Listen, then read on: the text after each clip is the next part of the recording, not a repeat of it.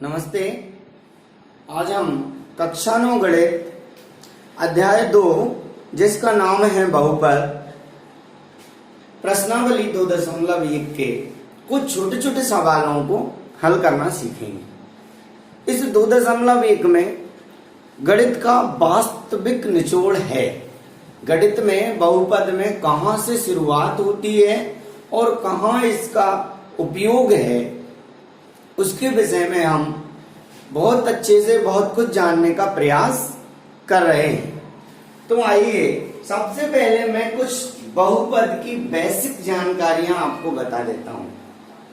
इसमें क्या है कि सबसे पहले जैसे बहुपद नाम से ही समझ में आ रहा है, नाम यहां लिखते हैं बहुपद, अंग्रेजी में इसको पॉलिनोमियल बोलते हैं। एक पद से अधिक जहां हो उसे हम बहुपद कहते हैं। ठीक है, वो द्विपदी हो सकते हैं, त्रिपदी हो सकते हैं, चतुर्पदी हो सकते हैं, अनेक अनेक। ठीक है, बहुपद यानी और भी कोई अनेक पद, ऐसे ax plus by plus c और भी, इसको हम बहुपद कहते हैं। ठीक है, अब इसमें बहुपद में दो चीजें और आपको समझना है। दो चीजें आपको क्या समझना है, एक आता है चर राशियां और एक आता है अचर राशि।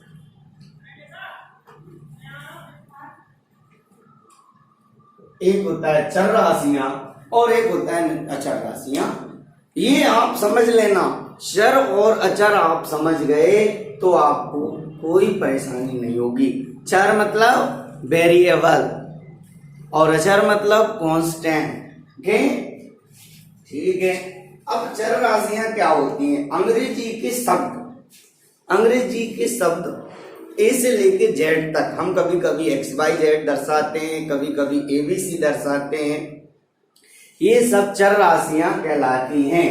ये सब क्या कहलाती हैं? जैसे A, B, C, X, Y, Z, K और भी, ये सब क्या होती हैं? चर राशियां होती हैं। ठीक है, और 0 से और भी 1, 2 और भी संख्याएं, ये सब क्या होती हैं?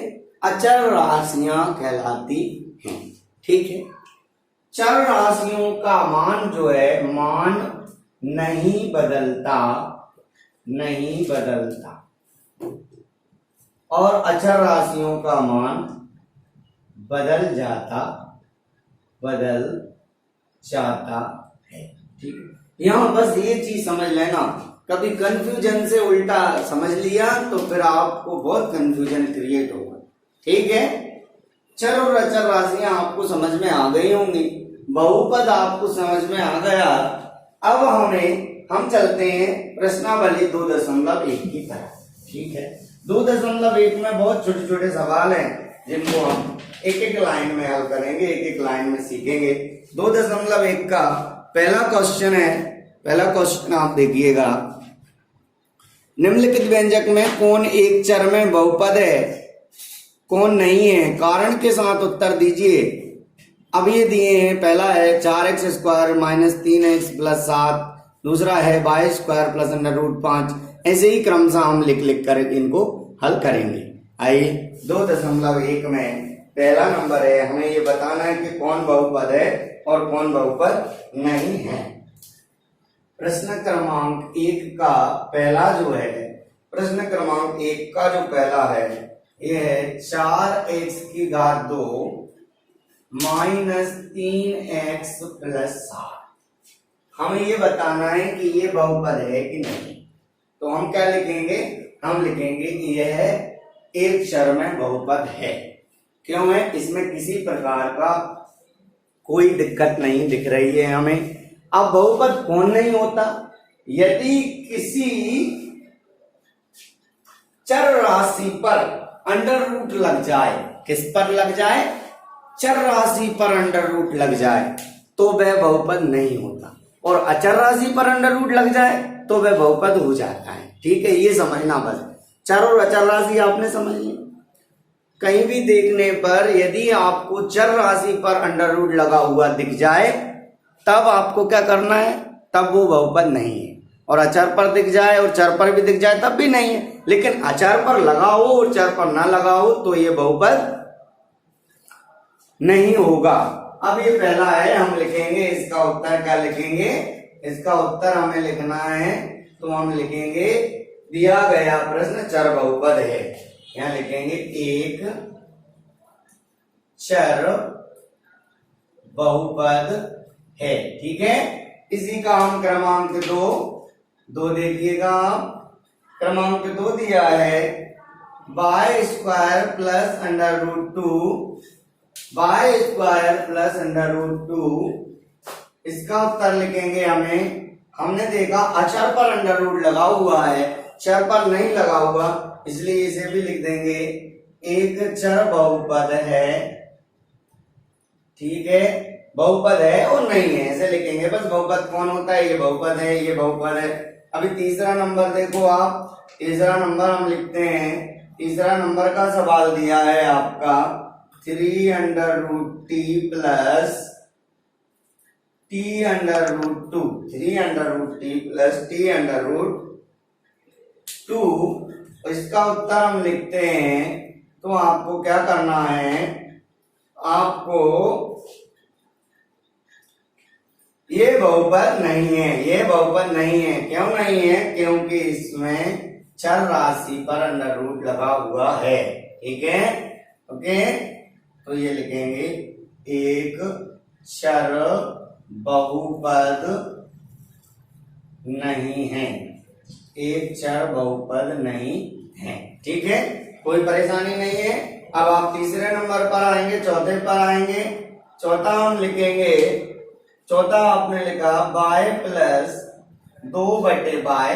जब अंडर बटे में दिया है ना, तो बटे में दिया हो तब भी वह बहुपद नहीं होगा, क्योंकि बहुपद जब भी होगा तो वह बटे में नहीं होता है। ठीक है, तो हम क्या लिख देंगे इसमें, ये आपका एक चर बहुपद नहीं है, एक चर बहुपद नहीं है। आप समझ पा रहे हैं? इस प्रकार से हमारा पांचवा प्रश्न है। पांचवा प्रश्न हम लिखते हैं, आपको दिख रहा है पांचवा, यहां पर लिखते हैं हम x की घात 10 प्लस y की घात 3 प्लस t की घात 50। ठीक है, अब आपको ये दिख रहा है ना तो बटे में है और ना ही चर पर अंडर रूट लगा, इसलिए ये हम लिख देंगे यह बहुपद है, यह बहुपद है, यह एक चर में बहुपद है। आपको दिख रहा है, मैं चेंज पेन से इसलिए लिख रहा हूं कि आप लोगों को प्रश्न और उत्तर बहुत अच्छे से समझ में आ जाए। ठीक है, इसको आप नोट कर लें। इसमें 6वां क्वेश्चन और लिख दें, 5 ही है, सॉरी, ठीक है 5 ही है, इसको आप पूरा नोट कर लें। और नोट करने के बाद अब हम प्रश्न क्रमांक 2 लिखते हैं। ये 2.1 बहुत ही बेसिक है, बहुत ही आधार स्तंभ है गणित का, इसलिए आप बहुत अच्छे से समझिएगा। ठीक है, आगे चलते हैं। अब हम जैसे ही आगे चलते हैं, वैसे आपका प्रश्न क्रमांक 2, प्रश्न क्रमांक 2 में आपको बताना है एक्स स्क्वायर के गुणांक लिखना है। क्या लिखना है? एक्स स्क्वायर के गुणांक, कोफिशिएंट ऑफ एक्स स्क्वायर। अच्छा, एक्स स्क्वायर के गुणांक कैसे होते हैं देखिएगा। ये आपका प्रश्न क्रमांक आपको 2, प्रश्न क्रमांक 2 निम्नलिखित में एक्स स्क्वायर के गुणांक लिखना है। 2 plus x square plus x, 2 minus x square plus x 3। हमें सिर्फ एक्स स्क्वायर का गुणांक लिखना है, यानी हमें क्या करना है, एक्स स्क्वायर के साथ क्या लिखा है वह लिखना है बस। गुणांक मतलब किस चीज का गुणा एक्स स्क्वायर के साथ हो रहा है, ये गुणांक होता है। ठीक है ना। तो यदि किसी संख्या के साथ कुछ नहीं लिखा दिख रहा है तो उसका गुणांक हमेशा 1 तो होता ही है, 1 तो सबका गुणांक होता है। हमारा गुणांक भी कितना है? 1 तो है ही। ठीक है ना, ओके। अब हमें गुणांक लिखना है। प्रश्न क्रमांक 2 में आपके सामने लिखता हूं, प्रश्न क्रमांक 2 निम्न में, निम्न मतलब निम्न सवालों में, निम्न में एक्स स्क्वायर का गुणांक यदि इंग्लिश में लिखें तो ये होता है कॉफिशिएंट, कॉफिशिएंट निकालना है, कॉफिशिएंट लिखिए। ठीक है, हमें क्या करना है, हमें ये करना है कि इसमें गुणांक। अब मैं आपको प्रश्न और उत्तर ऐसे ही लिख देता हूं। देखो, मैं पहले प्रश्न लिखता हूं यहां पर। पहला है नंबर 1 में आपको दिया था 2 + x² + x। नंबर 2 दिया है 2 - x² + x⁻3। नंबर 3 दिया है π/2 x² + x।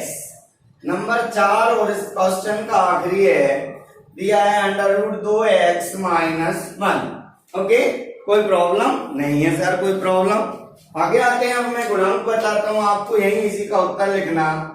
इसमें x² के साथ आपको क्या दिख रहा है, इस x² के साथ आपको क्या दिख रहा है, कुछ भी नहीं है ना, कुछ भी नहीं है, तो हम लिखेंगे x² का गुणांक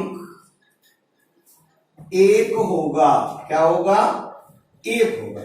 ठीक है, ये मैंने आपको समझने के लिए बनाया था, इसको आप नोट भले ही ना कीजिएगा, मतलब इसको ये गोला को।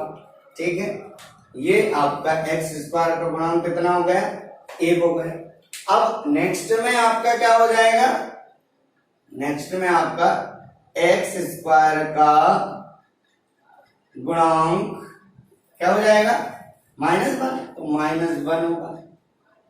किस संख्या से गुणा हो रहा है ऐसे मानेंगे, -1 हो जाएगा। ठीक है, ये मैं गोला बना देता हूं, समझ में आएगा। ये 1 है, ये -1 है, आपको बनाना नहीं है, सब समझने के लिए मैं बता रहा हूं। ठीक है, अब आपको क्या लिखना है, अगले में आपको x² का गुणांक क्या है, चलेगा, इसमें हम उत्तर लिखते हैं x² का गुणांक π/2 होगा। ठीक है, अब आखिरी चौथा सवाल जब दिख रहा है आपको, चौथा सवाल जब दिख रहा है, इसमें क्या करेंगे हम, उत्तर। अब इसमें x² का गुणांक, यानी x² जब है ही नहीं, कहीं x² नहीं दिख रहा पूरे में, तो गुणांक है ही नहीं, मतलब 0 है।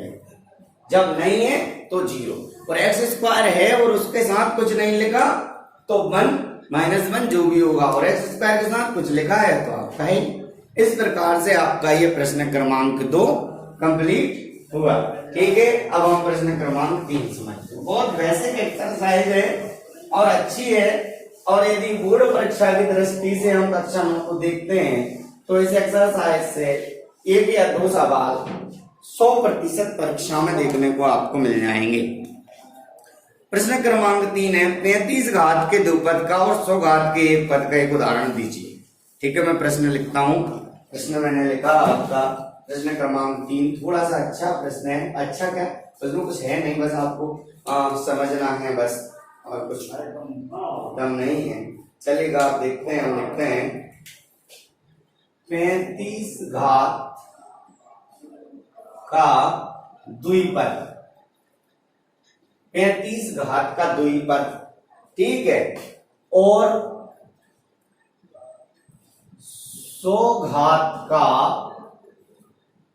एक पदी। ठीक है, 35 घात का द्विपद और 100 घात का एक पदी हमें लिखना है। ठीक है, हमने हल डाला। ठीक है, अच्छा, 35 घात का द्विपद जिसकी घात 35 हो और 2 पद हो, बस इतना ज्यादा, कोई भी लिख दो, इसमें कोई बाउंडेशन नहीं है कि जो हम लिख रहे हैं वही आप लिखेंगे, आप अलग भी लिख सकते हैं। पहला लिखे हम 35 घात का द्विपद बराबर, हमने लिख दिया कोई भी चीज के ऊपर हमने 35 घात लिख दी, और एक और कोई भी लिख दिया, हो गया 35 घात का द्विपद हुआ। बस ऐसे आप एक ही घात 35 प्लस 4 लिख लो, कोई दिक्कत नहीं। अब अगला है 100 घात का एक पद, 100 घात का एक पदी। तो आप किसी भी ऊपर एक पद लगा दो। ऐसे कैसे लिख दिया हमने, ऐसे लिख दो x की घात 100, चाहो तो आगे 2 लगा दो, 2x की घात 100 अंडर रूट 2x की घात 100 y की घात लिख दो। तो इस प्रकार से आप एक पदी द्विपदी हो गए, ये आपका द्विपदी हो गया, 2 पद है, एक हो गए, एक पद है आपका गुणन है, कोई दिक्कत नहीं, इसको आप नोट कर लें। अब मैं आपको प्रश्न क्रमांक 4 बताता हूं। 4 में हम सीखेंगे बहुपद की घात, इसको नोट कर लिया आपने। प्रश्न क्रमांक 4, प्रश्न क्रमांक 4 है, निम्न बहुपद की घात बताएं। बहुपद है बहुत सारे, बहुपदों की घात क्या लिखना है, घात लिखना। अब आपको घात लिखना है तो क्या लिखना है, देखिएगा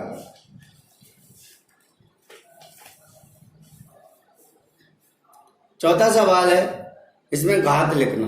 अच्छा, बहुपद की घात क्या होती है, बहुपद की घात वह होती है जो उसके सबसे ज्यादा घात लगी हो, घात उसके ऊपर जो सबसे ज्यादा लगी हो वह बहुपद की घात होती है। अब मान लो आप कि उस बहुपद के ऊपर कुछ घात नहीं लगी तो उसकी घात एक हर हमेशा होती है, ठीक है। अब बहुपद की घात प्रश्न क्रमांक 4 हम देखते हैं। प्रश्न क्रमांक 1 है, ऐसे 1 लिखा है, यहाँ पे देखते हैं हम, ये दिया है 5x की घात 3 प्लस 4x की घात 2 प्लस 7x, ठीक है। आपको क्या बताना है, बहुपद की घात बताना है। इसमें आपका उत्तर यदि जाएगा तो आपको इसमें सबसे बड़ी घात क्या चढ़ी दिख रही है, घात, गुणांक नहीं पूछ रहा। गुणांक पूछेगा तो x³ का 5, x² का 4, x का 7। इसमें आपको क्या पूछ रहा है, गुणांक नहीं पूछ रहा, आपको क्या पूछ रहा है, घात पूछ रहा है। तो आप इसमें लिख देंगे बहुपद की घात, बहुपद की घात 3 होगी। सबसे बड़ी जो घात होती है वह उसका आंसर होता है। अगला दूसरा नंबर का इसी में दिया है, दूसरा नंबर का आपके पास दिया है, सेकंड जो लिखा है 4 माइनस y²। इसमें बहुपद की घात कितनी है, इसमें बहुपद की घात कितनी हो जाएगी, आप लिख लेंगे 2, ठीक है। ऐसे ही तीसरे सवाल में आपको बहुपद की घात कितनी हो जाएगी, 1, और चौथे में बहुपद की घात कितनी हो जाएगी, 0, क्योंकि उसमें कुछ भी है नहीं, मतलब चर राशि नहीं है, अचरी राशि है, तो अचर में तो 0 होगी, ठीक है। तो मैं आपको तीसरा और चौथे के आप नोट कर लेना क्वेश्चन, मैं नोट कर देता हूँ, चलिए कोई दिक्कत नहीं। 5t माइनस √7 और फोर्थ में आपका दिया है 3, तो इसमें आपकी बहुपद की घात कितनी हो जाएगी, इसमें आपकी बहुपद की घात हो जाएगी 1, ठीक है, और इसमें आपकी बहुपद की घात हो जाएगी 0 अर्थात 0, ठीक है। अब हम प्रश्न क्रमांक 5 करते हैं इसका। प्रश्न क्रमांक 5 में हमें क्या बताना है, प्रश्न क्रमांक 5 में हमें बताना है कि कौन, बताइए निम्नलिखित में कौन कौन बहुपद रैखिक हैं, कौन द्विघाती हैं और कौन कौन त्रिघाती हैं। देखो, इसमें आपको ये बताना है कि किस पर कोई घात नहीं लगी, जिस पर कोई भी घात ना लगी हो बहुपद में, वो क्या होता है, वो रैखिक होता है। वो क्या होता है, रैखिक होता है। जिस पर 2 घात लगी हो, पूरे में एक पे भी यदि 2 घात लगी है तो वो क्या कहलाएगा, द्विघाती कहलाएगा, और जिस पर 3 घात लगी हो वो क्या कहलाएगा, त्रिघाती कहलाएगा। तो प्रश्न क्रमांक 5 प्रश्न क्रमांक 5, प्रश्न क्रमांक 5 प्रश्नावली 2.1 का अंतिम प्रश्न है। प्रश्न क्रमांक 5 का पहला है, पहले में दिया है x² प्लस x। इसमें क्या है आपका, कौन सा पद है, इसमें कितने, मतलब सॉरी, बहुपदों में कौन बहुपद रैखिक है, कौन द्विघात है, कौन त्रिघात है। इसकी घात कितनी है, 2 क्या होगा, द्विघात। तो लिखेंगे दिया गया बहुपद, उत्तर लिखेंगे, क्या लिखेंगे, बहुपद द्विघात है। द्विघात। ठीक है, अब इसका अगला यदि देखते हैं हम, ऐसे दूसरा, इनने दूसरा लिखा है, दूसरा क्या लिखा है, दूसरा है हमारे पास x माइनस एक्स की पावर 3, x माइनस एक्स की पावर 3। तो हमारा क्या हो जाएगा उत्तर, बहुपद कैसा है, बहुपद त्रिघात है। बहुपद कैसा है, 3 घात का है, बहुपद त्रिघात है। ठीक है, अब हम नेक्स्ट क्वेश्चन इसका देखते हैं। तीसरा क्वेश्चन है, इसमें है y plus Y square plus 4। तब आपका क्या हो जाएगा, बहुपद कितने घात का है, बहुपद द्विघात का है। कैसा है, इसमें लिखेंगे बहुपद द्विघात है। बहुपद कैसा है, द्विघात है। इस प्रकार से आप 3 मैंने करा दिए हैं। आप चौथा कर सकते हैं। चौथे में मैं आपको बता देता हूं, चौथा है 1 प्लस एक्स। क्या है, 1 प्लस एक्स क्या हो जाएगा, रैखिक हो जाएगा। 5वां है 3t, क्या हो जाएगा, रैखिक हो जाएगा। 6वां है आर स्क्वायर, क्या हो जाएगा, द्विघात हो जाएगा। और 7वां है 7x की घात 3, तो त्रिघात हो जाएगा। हमें सिर्फ घात देखना है, पद नहीं देखना है। हमें क्या देखना है, सिर्फ घात देखना है। इस प्रकार से आप ये 2.1 एक्सरसाइज जो एक आधार है गणित का, उसको बहुत अच्छे से कर सकते हैं। ठीक है, जब तक के लिए धन्यवाद।